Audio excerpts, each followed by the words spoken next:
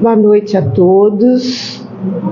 Vamos agradecer mais uma vez, por nós estarmos aqui essa semana e podermos participar da palestra, depois do passe, estarmos bem atentos, bem conscientes, para nós aproveitarmos o máximo possível, Nós vamos passar alguns recadinhos, como toda semana, Lembrar que nós vamos ter a CONESC, que é o Encontro Estadual Espírita daqui de São Carlos, dia 16 de maio. Então, quem tiver interesse pode entrar lá e procurar a CONESC 2026 para fazer inscrição, tá? Vai ser uma tarde e vão ter 2 palestrantes, vai ser bem bacana, tá bom? Lembrar também, pessoal, que está funcionando bem o YouTube, com as palestras aqui do nosso lar, as palestras de terça-feira e de quinta-feira. Temos também, às quartas-feiras, o Evangelho no Lar. E vocês podem também verem as psicografias lá no YouTube, aqui da casa, que eles estão também divulgando, a Priscila lê lá as psicografias, e sempre são muito boas, sempre é mais uma forma de acolhimento e aprendizado para a gente, tá?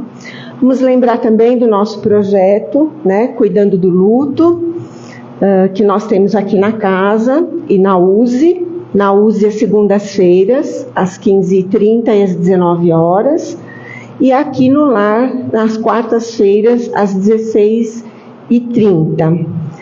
Na quarta-feira também funciona às 15 horas o grupo de estudos, que eu, o seu Wilson, a Aninha, fazemos parte. Então, nós estamos aqui toda quarta-feira às 15 horas. Se vocês puderem divulgar, para quem tiver interesse, a gente faz um estudo, lê um capítulo, um trecho, discutimos, conversamos, trocamos ideias e depois nós aplicamos o passe. Então, estão também todos convidados. Hoje, a nossa querida Sueli, que é da casa, vai fazer a palestra para nós, vai falar desse tema maravilhoso, que é a maternidade, que domingo vamos comemorar o Dia das Mães, e que vamos pedir que ela seja bastante feliz. E eu vou pedir para a Dalva, que também é trabalhadora da casa, para a Dalva fazer a prece inicial para nós, tá bem?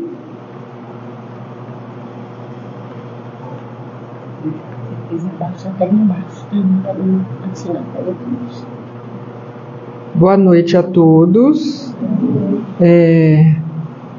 Talvez seja melhor a gente fechar os olhos e procurar nos conectar com o Mestre maravilhoso, Mestre Jesus. Jesus querido, que é só amor, conhecimento e acolhimento. Que possamos também pensar em Deus, nosso Pai, Pai Criador, Pai que nos cuida, sempre nos cuidou e sempre nos cuidará. Pedir também a toda a espiritualidade desta casa que nos ajude nesta noite de trabalhos, acompanhando a Sueli palestrante, inspirando-a e trazendo boas energias para todos nós, que possamos aproveitar, abrir as nossas mentes e os nossos corações para receber toda a dádiva que aqui acontece. Que assim seja.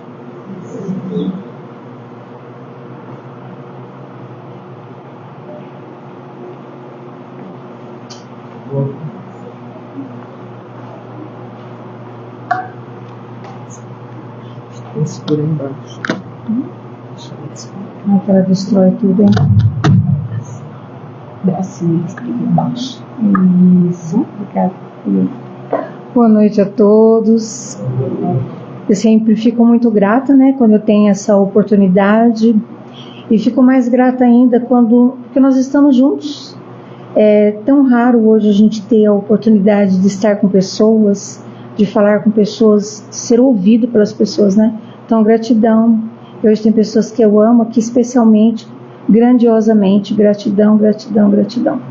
E vamos falar sobre esse tema, Dia das Mães, né? Que toda hora tem propaganda, que a gente tem que comprar uma panela nova, que a gente tem que comprar não sei o que, não sei. A minha maternidade pensa em outras coisas, mas enfim, sigamos, né?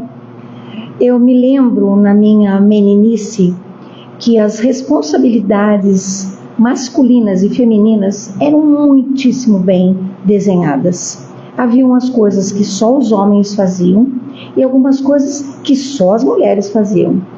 Eu sou uma menina ainda, isso quer dizer que foi ano passado, né? E era engraçado que um homem não se atrevia a trocar uma fralda, a ninar um bebê. Na minha época, não assisti ninguém fazendo isso. E algumas coisas as mulheres também não faziam.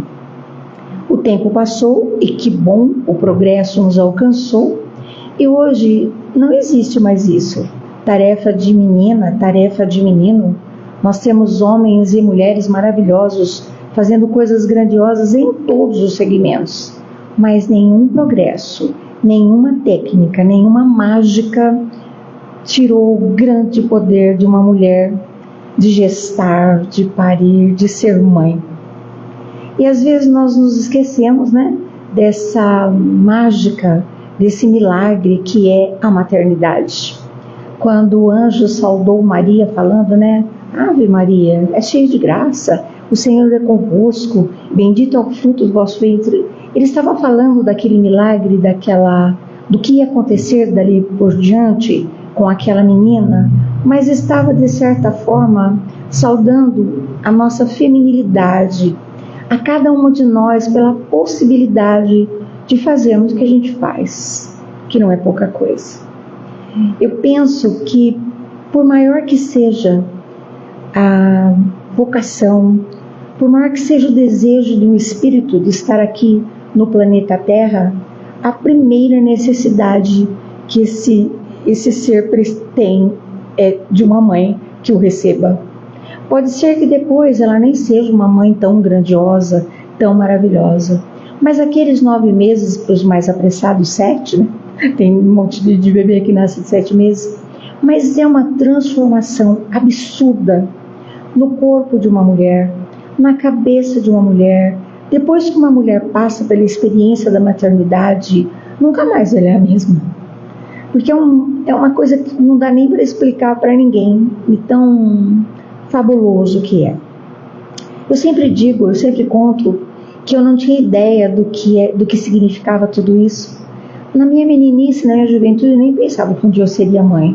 Mesmo porque eu tinha uma mãe maravilhosa, maravilhosa, maravilhosa, que eu imaginava que todas as mães eram daquele jeito. Inclusive, um dia desses, conversando com uma amiga dos tempos de meninice, do tempo que a gente levava marmita no trabalho, e ela me falou, nossa, Suelizinha, eu lembro daquela berinjela que a sua mãe fazia. E eu pensei, não era apenas a berinjela. Tem aqui como prova da Dalva Lúcia, que também provou, né?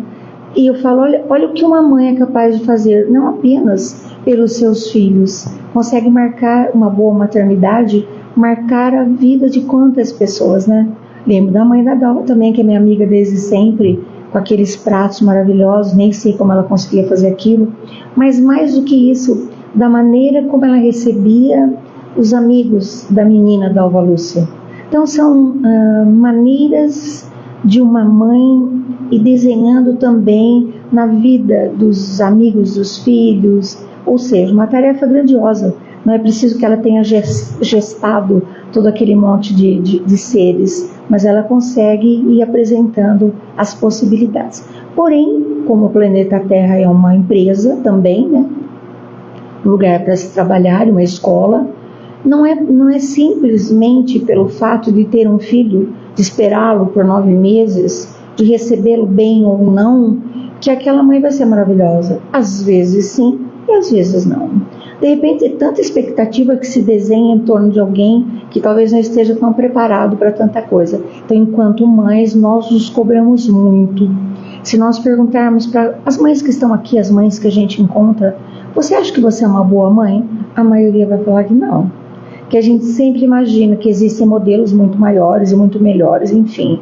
Mas o que eu quero dizer nessa noite é: agradeça a Deus pela possibilidade de um dia ter colaborado com esse papel tão precioso de oferecer a oportunidade de que um espírito possa estar aqui revestido, né, de um corpo, e ter chegado através de cada uma de nós. Hoje eu trouxe algumas histórias que eu gosto bastante e que as pessoas me encomendam. Quem me conhece sabe que eu conto sempre essas histórias.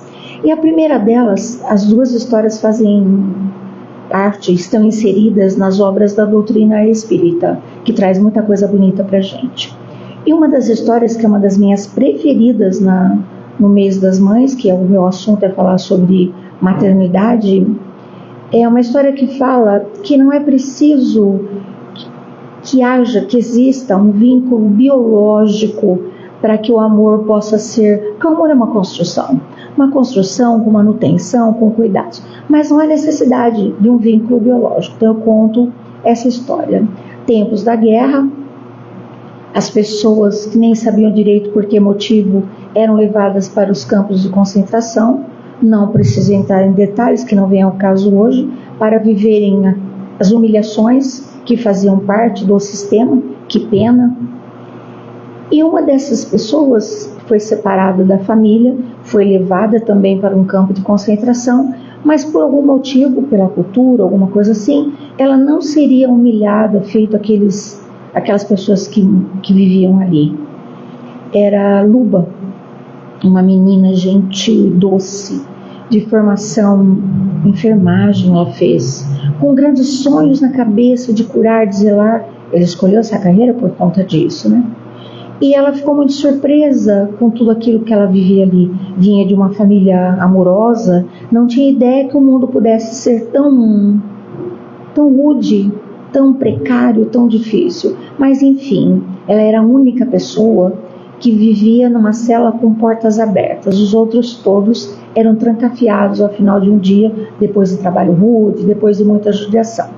E Luba foi a escolhida pela sua formação na área da saúde para acompanhar o sofrimento daquelas pessoas enquanto elas eram judiadas cruelmente. Então não era para morrer ninguém, era apenas para causar sofrimento. Essas coisas loucas que o desamor traz para o nosso mundo. Que pena.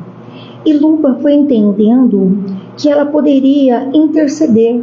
Então, dependendo da circunstância, ela era que dava o sinal: já basta, essa pessoa não aguenta mais. Então ela interferia e era obedecida, porque se a pessoa não aguentava mais o sofrimento, era retirado e devolvido lá para sua cela. E ela vivia sempre muito pensativa, tentando entender as razões de tudo aquilo. Às vezes não tinha fome, não tinha vontade de nada, muito difícil, uma situação extremamente constrangedora. E caminhava à noite, às escuras, naquilo que era permitido por ali, né? Tudo cercado de cercas eletrificadas, de arame farpado. Então havia uma vida lá fora que ela já nem se lembrava mais, no meio do nada. E Luba se surpreendeu numa daquelas noites de lua, de estrelas cintilantes grudadas no céu, num espetáculo tão maravilhoso que não combinava com aquilo que se vivia ali, mas ela teve a impressão de visualizar crianças, uma meninazinha dos seus 8 anos com um bebê ao colo, e ela imaginou: devo estar tendo um surto psicótico, como é que uma criança vai estar aqui? E ela se aproximou com jeitinho da cerca, sem encostar, obviamente, que sabia dos perigos, e perguntou para aquela criaturinha: mas o que é que você faz aqui, no meio do nada, com seu irmão ao colo? E a meninazinha, trepidando de frio e de medo, disse: mas ele não é meu irmão, nós fomos jogados do caminhão, que era uma prática comum. E Luba ficou ali sem saber direito o que fazer, orientou aquela criaturinha que passasse pelo vão da cerca, explicando para ela os riscos que eles corriam.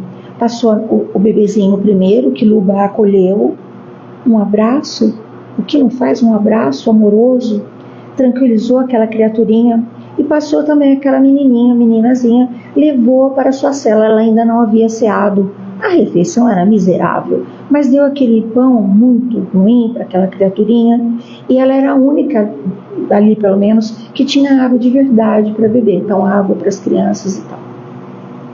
E o tempo foi passando ali, orientando a menina que cuidasse do bebê, dos perigos que estavam lá fora. E o que aconteceu?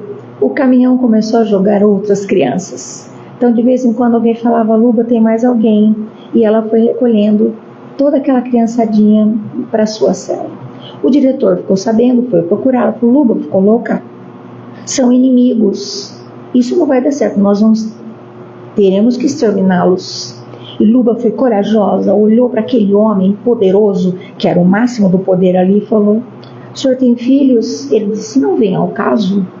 O senhor sabe que a guerra que está acontecendo agora pode acontecer de uma outra forma. Hoje o seu poder está sendo maior do que o dos outros, mas pode ser que daqui a pouco as coisas mudem. E pode ser que daqui a pouco todos nós estejamos em liberdade e os seus filhos sejam prisioneiros.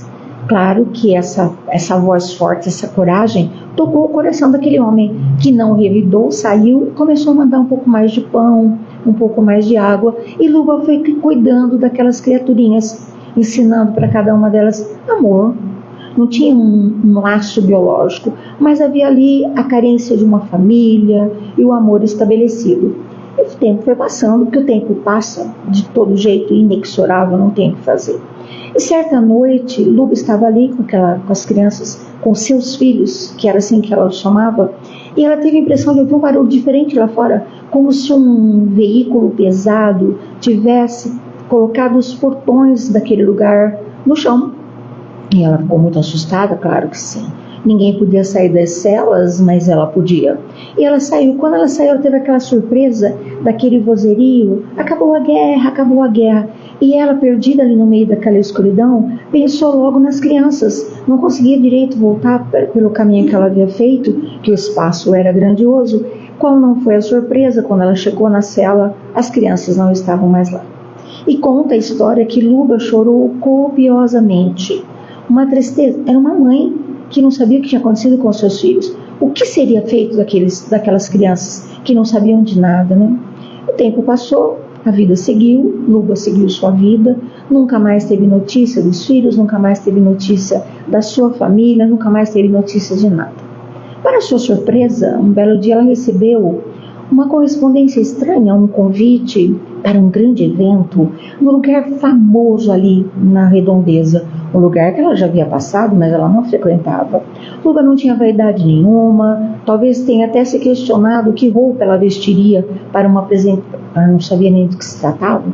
Quando ela chegou no lugar, ela percebeu que o seu nome estava sendo tratado com uma reverência diferente. E ela foi convidada a sentar logo ali nas primeiras cadeiras. Havia um palco, uma orquestra. Era um evento de grande porte, de pompa e circunstância. E ela ficou ali, observando uma coisa e outra, quando alguém chamou nome e sobrenome. E o mestre de cerimônias explicou: hoje nós vamos homenagear algumas pessoas maravilhosas que fizeram muito no tempo da guerra e tal, mas nós temos aqui uma mulher fabulosa que salvou muitas crianças e até agora a gente não consegue entender como foi que ela conseguiu fazer isso. Vem para cá. E aí alguém estendeu a mão, ela subiu aqueles degraus e foi até o mestre de cerimônias, que recebeu-a com um envelope. Disse: aqui tem um cheque, um mimo. Claro que não vai chegar aos pés do que a senhora fez, mas tentamos pelo menos agraciá-la por tudo que a senhora fez. Aí veio música e mais gente, não sei o que lá, e de repente ele começa a dizer nomes. Agora eu vou chamar fulano, que ela foi chamando. E ela foi olhando em direção àquela escada, que ela havia subido também, e não entendeu direito o que estava acontecendo. Mas pela conversa, pelo discurso, ela começou a entender que eram as crianças que ela havia salvado, as crianças que ela havia recolhido na cela. Claro que eles eram adultos já, o tempo havia passado. Aí toda aquela festa, toda aquela coisa, de repente ela foi abordada por um repórter, questionando se ela achava justo o valor daquele cheque com o qual ela havia sido agraciada, presenteada. Ela disse: eu não vi, eu não sei, mas se você quer saber de fato o que me encantou nessa noite, o que encheu o meu coração de ventura e felicidade, eu entendi que eram os meus filhos que subiriam por aquela escada para me abraçar. Certamente eu não os reconheceria se os encontrasse lá fora. Todos tão lindos, todos eles tão... nem parece que passaram por nada daquilo. E você sabe qual foi a minha maior felicidade nessa noite? Não foi o cheque, não foram as homenagens. Eu senti no meu coração um desejo assim que percebi o tanto que eu gostaria que nenhum dos meus filhos faltasse, que todos eles estivessem aqui. E meu querido, todos os meus filhos estão aqui, porque a alegria para um coração de mãe é ainda poder ter o seu filho ali. Ela não era uma mãe biológica, ela não havia gestado, ela não havia esperado, sonhado, tricotado um casaquinho, mas ela tricotou o que é mais incrível no coração de um ser humano, que é o amor, que nós vamos desenhando, nós vamos fazendo até que nós possamos embrulhar alguém com um sentimento assim, né? Então toda vez que eu vejo essa história, já li nem sei quantas vezes, eu penso na possibilidade de todas nós, com o sentimento maternal, de abrigarmos seres que não tiveram carinho de repente não tiveram a sorte de ter uma mãe maravilhosa, mas nós estamos aqui para estender os nossos braços, para oferecer o que nós temos de melhor. E conto também nessa noite uma história que eu adoro muito, muito, muito, muito, que eu ouvi do próprio Divaldo, quando ele esteve aqui na nossa cidade, lá no ginásio, não sei se alguém estava lá nesse dia, mas ele contou essa história linda, que uma menina lá na Bahia, vendedora de acarajé, só tinha no seu guarda-roupa a roupa branca, turbantes brancos, alvos de tão brancos que era. Não tinha uma outra preocupação na vida que não fosse preparar o acarajé, vender o acarajé, cuidar bem da sua clientela, dos turistas principalmente. E certa feita, a menina ainda passou por ali um estrangeiro galanteador, sedutor, com um olhar maravilhoso, e o coração daquela criatura não teve mais controle. E ela se encantou. Ele seduziu-a, deixou-a grávida e foi embora, porque ele não era do Brasil. E ela foi tomada de um susto tamanho, pensando: eu sempre fui sozinha e sempre trabalhei muito, mas agora eu vou ter que trabalhar ainda mais. Tem alguém já dependendo de mim.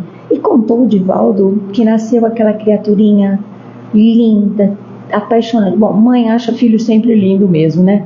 Tanto que como das corujas, que acha o filho maravilhoso. Filhotinho de coruja não é nada bonito. Mas aquela menina achava aquela criatura o ser mais lindo do mundo.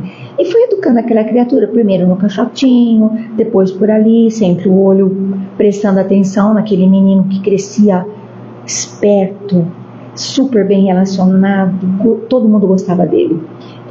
Crescendo, um belo dia ele chegou e falou: mamãe, você sempre me fala que só mulheres é que vendem acarajé? Ali tem um vendedor de acarajé. Ela falou: como assim, filho? Pode olhar, todo de branco. Ela olhou e falou: não, querido, ele não é um vendedor de acarajé. Ele é um doutor. O que é um doutor? É um curador de dores. Lembra aquela vez que você teve dor de garganta? Aquela vez que você machucou o seu pezinho? Lembra que nós fomos procurar um doutor? É que você estava tão assustado, você não prestou atenção, mas ele estava todo de roupa branca. Ai, mamãe, agora eu já sei. Quando eu crescer, eu quero ser um doutor. E ela pensou: agora eu vou ter que trabalhar muito mais. E trabalhava, guardando dinheiro, nenhuma preocupação com ela própria. Um amor exclusivo para aquela criaturinha. Cresceu, estudou bastante, ela incentivou. E ele passou no vestibular de medicina, numa cidade longe, muito longe. E ela, com o coração partido, que mães ficam assim, com o coração partido, viu o seu menino sair de casa, o passarinho saindo do ninho para viver lá fora, medicina é um curso demorado, né? Não tinha telefone em casa. Então o acordo era que uma vez por semana o menino ligasse na casa da vizinha, que ela já estava esperando, para eles trocarem notícias. Ele falava muito pouco, a mãe morrendo de saudade, se contentava, as ligações eram caras, enfim. E ela contando no relógio, no calendário, quanto tempo faltava para aquele seu doutor vir atuar ali na cidade. O tempo passou e um belo dia, que não estava combinado, ele ligou. Se ela já sabia que ele tinha tirado boas notas e tananã. E ela ficou feliz, né? Falou, vai ter a formatura. Começou a perguntar para as pessoas o que era uma formatura que todo mundo falava tanto. Formatura de medicina é o ó do Borogodó. Todo mundo foi contando para ela. E aquela criatura ainda tão jovem, que trabalhava tanto, que não tinha nenhuma vaidade, começou a esticar os seus olhos para as vitrines da cidade. Que um dia os seus olhinhos se depararam com o vestido vermelho, maravilhoso, que cintilava. E ela investiu um dinheiro naquele vestido, numa sandália que ela nunca tinha usado uma sandália. Marcou no salão de beleza uma maquiagem, um cabelo, contando os minutos. E o telefone toca no domingo e a vizinha chama pela janela e a outra voz diz assim, Mainha, tudo bem aí? Ela disse, meu rei, que novidade é essa? Estava esperando você para mais tarde. Mainha, tá chegando a minha formatura, mas a mãe deve estar preocupada com outras coisas, que vive num outro mundo, não deve nem estar sabendo. Ela, sabe o que eu vou te falar? Só justificar que eu não vou convidá-la para os eventos. Sabe por quê? Aqui é tudo muito elegante. Mãe não está acostumada com essas coisas. Talvez nem se incomoda. Ela disse, não. Porque as mulheres virão vestidas com muita elegância, todas elas num salto alto, arrumadíssimas, assim. Mesmo porque, manhã, eu estou noivando com a filha do reitor da universidade. E eu não tive coragem de contar da minha origem. Inventei uma história qualquer. Um filme passando na cabeça, desde os primeiros dias, do primeiro pulsar no coração, das primeiras palavras, de todos os sonhos que ela havia desenhado. As lágrimas rolando, não era celular, então ele não estava vendo, não era videochamada. E ela disse, filho, me falaram que aí nesse lugar onde vai acontecer essa festa tão grandiosa, tem um teatro, mais ou menos como tem aqui na Bahia, que a gente nunca foi ver. Eu disse, sim, mãe, temos, sim. Ela falou assim, vai haver uma escada, vão chamá-lo pelo nome. Será que já vão chamá-lo de doutor? Se talvez. Ela disse, o filho está pensando de vir para cá, para ter a sua carreira, trazer a sua noiva? Eu disse, não. O meu futuro sogro já está escolhendo um dos endereços mais elegantes daqui dessa cidade para montar o consultório. Já deve estar mais ou menos adiantado. Filho, quando você for chamado pelo nome, esse nome que eu escolhi para você, você se lembre por um minutinho que eu te amei durante muito tempo. Antes que toda essa fartura, essa elegância, tudo isso subisse à sua cabeça, na nossa simplicidade, o que valia era o amor. Eu espero que você seja um homem decente, um homem leal, e que você seja de fato aquilo que a faculdade te oferece, um curador de dores. E eu fico aqui esperando que um dia você venha, porque eu me contentarei com um abraço. E para mim não precisa ser um abraço de doutor. O que eu espero é um abraço do filho, do meu menino, que você vai ser para sempre. Às vezes, um dos motivos de muita choradeira no domingo que vem é mães esperando que os filhos liguem, mães esperando o presente dos filhos. Nós não deveríamos esperar nada disso. Eu acho que o maior presente que nós poderíamos ter recebido das mãos de Deus foi a felicidade de poder ter feito o que cada uma de nós fez. Se foi bastante, se foi pouco, se foi maravilhoso, se foi perfeito, se não foi, cada uma de nós fez aquilo que era possível. Diz que um dia perguntaram para Francisco de Assis se havia um modelo de amor que salvasse o planeta. Ele disse, claro, é o amor de Deus. Mas é um amor tão grandioso, é um amor tão maravilhoso, difícil para o morador do planeta Terra copiar. Mas tem um outro modelo, é o amor de Jesus. Ai, mas Jesus teve um destino tão doido, né? Teve uma mãe maravilhosa que o amou tanto, mas foi tudo tão difícil. Então, um modelo difícil. Mas o modelo da mãe dele dá pra gente copiar, né? Então, se de repente a gente tá meio perdido, não tem coragem de pedir nada para Deus, também não tem muita intimidade com Jesus, a gente dá uma ligadinha pra mãe dele, né? E fala, ó, intercede aí que eu tô sem saber o que fazer com os filhos que são de Deus, né? Nossa Senhora, me dê a mão, cuida do meu coração, da minha vida, do meu destino, dos meus caminhos, cuida de mim. Nossa Senhora, me dê a mão, cuida do meu coração, da minha vida, do meu destino, dos meus caminhos, cuida de mim. Maria, Mãe de Jesus, agraciada por essa aventura grandiosa, cuida de todas as mães do planeta Terra e permita que nós possamos cuidar dos filhos que antes de chegarem no nosso braço estavam no colo de Deus. Que assim seja.